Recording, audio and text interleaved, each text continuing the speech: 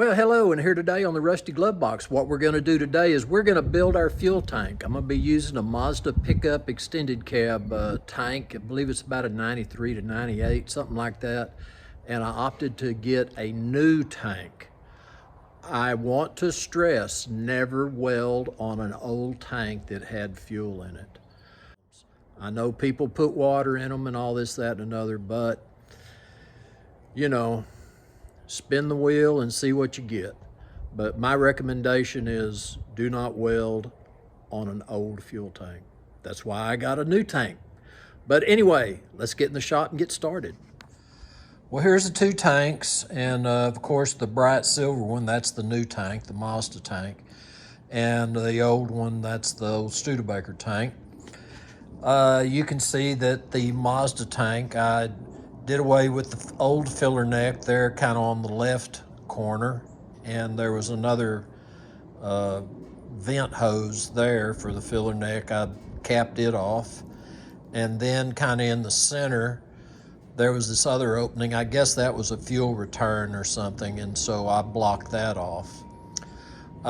In the process of locating exactly where I'm going to put that filler neck, and I think I've got it pretty close to where I want it.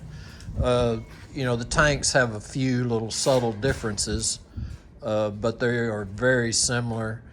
The Mazda tank is just a touch wider and a little shorter, but it is supposed to be a complete gallon less than the original Studebaker, which is no big deal.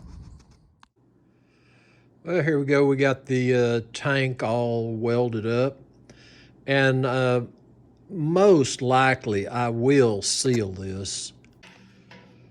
Well, what I made to cover that access port to the tank is I made a pickup tube and cover, and that will get bolted down like that.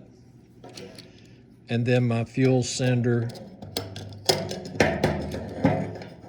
will go in there and look like that.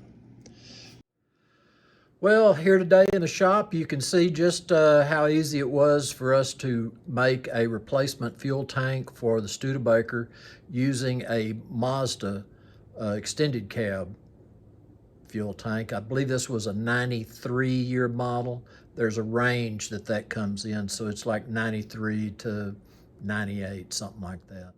One thing I want to stress most of all, never weld on your original tank. You can get those repaired, but I would take it to a specialist if you did that.